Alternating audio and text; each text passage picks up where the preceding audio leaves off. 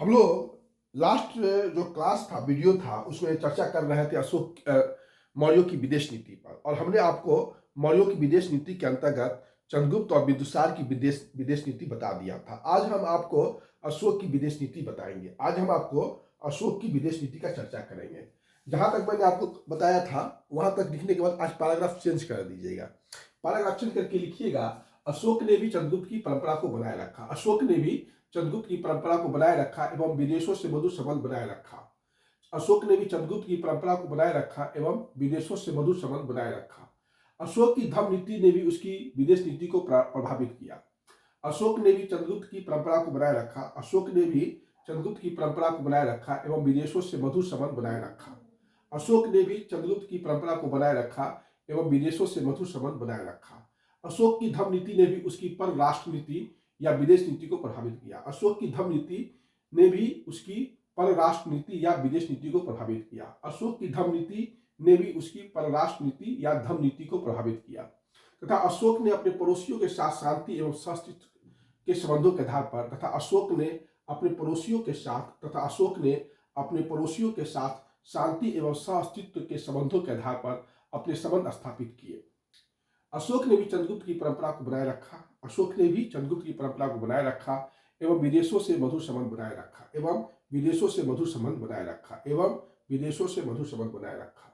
अशोक की धर्म नीति ने भी उसकी परराष्ट्र नीति अशोक की धर्म नीति ने भी उसकी परराष्ट्र नीति या विदेश नीति को प्रभावित किया तथा अशोक ने अपने पड़ोसियों के साथ शांति एवं सहअस्तित्व के संबंधों के आधार पर तथा अशोक ने अपने पड़ोसियों के साथ तथा अशोक ने अपने पड़ोसियों के साथ शांति एवं सहअस्तित्व के संबंधों के आधार पर तथा अशोक ने अपने पड़ोसियों के साथ तथा अशोक ने अपने पड़ोसियों के साथ शांति एवं सहअस्तित्व के संबंधों के आधार पर तथा अशोक ने अपने पड़ोसियों के साथ शांति एवं सहअस्तित्व के संबंधों के आधार पर अपने संबंध स्थापित किए तथा अशोक ने अपने पड़ोसियों के साथ तथा अशोक ने अपने पड़ोसियों के साथ तथा अशोक ने अपने पड़ोसियों के साथ शांति एवं सहअस्तित्व के संबंधों के आधार पर तथा अशोक ने अपने पड़ोसियों के साथ शांति एवं सहअस्तित्व के संबंधों के आधार पर तथा अशोक ने अपने पड़ोसियों के साथ शांति एवं सहअस्तित्व के संबंधों के आधार पर अपने संबंध स्थापित किए तथा अशोक ने अपने पड़ोसियों के साथ तथा अशोक ने अपने पड़ोसियों के साथ शांति एवं सहअस्तित्व के संबंधों के आधार पर अपने संबंध स्थापित किए तथा अशोक ने अपने पड़ोसियों के साथ तथा अशोक ने अपने पड़ोसियों के साथ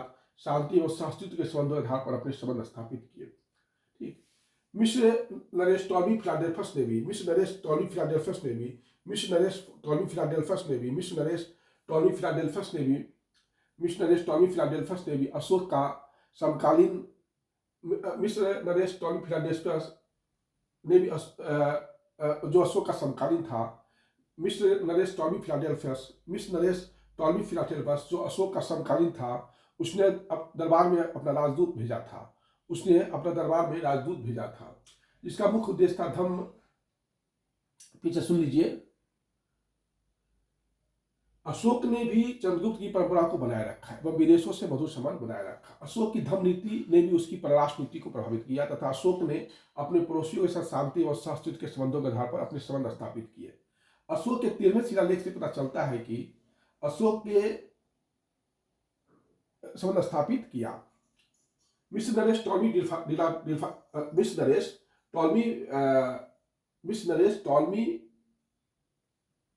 फिलाडेल्फस ने भी जो अशोक का समकालीन था उसे अपने दरबार में अपना राजदूत भेजा था। मिस्र नरेश टॉमी फिलाडेल्फस ने भी जो अशोक का समकालीन था उसके दरबार में अपना राजदूत भेजा था। अशोक के 13वें शिलालेख से पता चलता है कि उसने 5 विभिन्न राज्यों में अपना धर्म प्रचारक भेजा था। अशोक के 13वें शिलालेख से पता चलता है कि उसने 5 विभिन्न राज्यों में अपना धर्म प्रचारक भेजा था। अशोक के 13वें शिलालेख से पता चलता है कि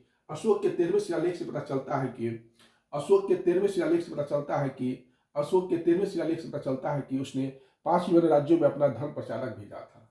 अशोक के 13वें शिलालेख से पता चलता है कि अशोक के 13वें शिलालेख से पता चलता है कि उसने 5 विभिन्न राज्यों में अपना धर्म प्रचारक भेजा था। अशोक के 13वें शिलालेख से पता चलता है कि उसने 5 विभिन्न राज्यों में अपना धर्म प्रचारक भेजा था जिसका मुख्य उद्देश्य सम्राट की धर्म नीति के बारे में वहां के लोगों को बताना था।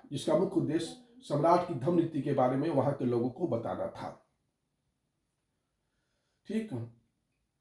अशोक के 13वें शिलालेख से पता चलता है कि उसने 5 यवन राज्यों में अपना धर्म प्रचारक भेजा था, जिसका मुख्य उद्देश्य सम्राट की धर्म नीति के बारे में वहां के लोगों को बताना था। अपने दूसरे शिलालेख में अशोक ये बताता है कि उसने इन राज्यों में मनुष्यों तथा पशुओं के लिए अलग अलग चिकित्सा की व्यवस्था की थी। अपने दूसरे शिलालेख में अशोक ये बताता है कि उसने इन राज्यों में मनुष्यों तथा पशुओं के लिए अपने दूसरे शिलालेख में अशोक ये बताता है कि अब उसने इन राज्यों में मनुष्यों तथा पशुओं के लिए अलग अलग चिकित्सा की व्यवस्था करनी थी। दक्षिणी सीमा पर स्थित 4 तमिल राज्यों चोल, पांड्य, केरल पुत्र एवं सत्यपुत्र। दक्षिणी सीमा पर स्थित मौर्य साम्राज्य की दक्षिणी सीमा पर स्थित 4 तमिल राज्यों चोल, पांड्य, केरल पुत्र एवं सत्यपुत्र और श्रीलंका या ताम्रपल्ली में भी अपना धर्म प्रचारक भेजा था। दक्षिणी सीमा पर स्थित 4 तमिल राज्यों चोल, पांड्य, केरल पुत्र एवं सत्यपुत्र तथा ताम्रपल्ली या श्रीलंका में भी अशोक ने अपना धर्म प्रचारक भेजा था। जैसे ह्वेनसांग ये बताता है कि चीनी बौद्ध यात्री ह्वेनसांग ये बताता है कि चोल एवं पांड्य राजवंशों में अशोक द्वारा निर्मित एक स्तूप देखा था। ठीक। जैसे चीनी बौद्ध यात्री ह्वेनसांग ये बताता है कि चोल एवं पांड्य राज्यों में अशोक द्वारा निर्मित एक स्तूप देखा था। दक्षिणी सीमा पर स्थित 4 तमिल राज्यों चोल, पांड्य, केरल पुत्र एवं सत्यपुत्र, ताम्रपर्णी और श्रीलंका में अशोक ने अपने धर्म प्रचारक भेजे थे। यह बात इस आधार पर कहा जा सकता है कि चीनी बौद्ध यात्री ह्वेनसांग ये बताता है कि चोल एवं पांड्य राज्यों में अशोक द्वारा निर्मित एक स्तूप देखा था। अशोक अपने पड़ोसी राज्य के प्रति शांति, सहिष्णुता एवं बंधुता के आधार पर मधुर संबंध बनाए रखने का उत्सुक था। अशोक अपने पड़ोसी राज्य के प्रति शांति, सहिष्णुता एवं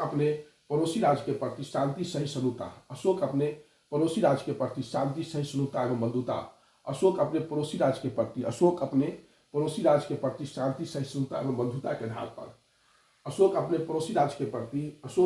अशोक अपने पड़ोसी राज्य के प्रति शांति, सहिष्णुता एवं बंधुता के आधार पर मधुर संबंध बनाए रखने का उत्सुक था। अशोक अपने पड़ोसी राज्य के प्रति शांति, सहिष्णुता एवं बंधुता के आधार पर मधुर संबंध बनाए रखने का उत्सुक था। अशोक अपने पड़ोसी राज्य के प्रति शांति, सहिष्णुता एवं बंधुता के आधार पर मधुर संबंध बनाए रखने का उत्सुक था। 13वें शिलालेख में अशोक ने अपने पश्चिम पड़ोसियों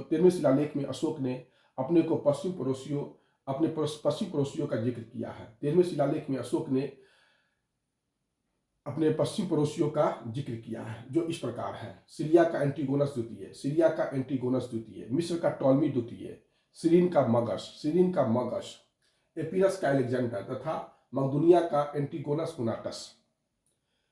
ठीक। 13वें शिलालेख में अशोक ने अपने पश्चिम पड़ोसियों का जिक्र किया है।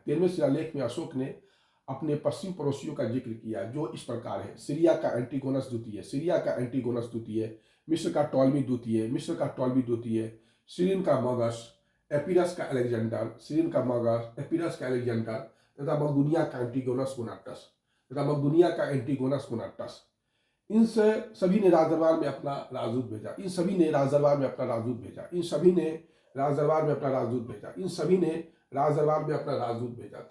ने राजदरबार में अपना राजदूत भेजा था। अशोक ने वैदेशिक संबंधों में धर्म नीति के रूप में एक वैकल्पिक नीति की शुरुआत की। अशोक ने वैदेशिक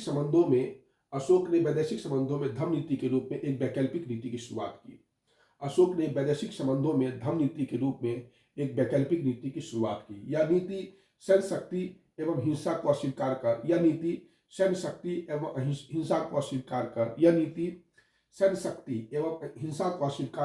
पारस्परिक विश्वास को प्रोत्साहन दे रही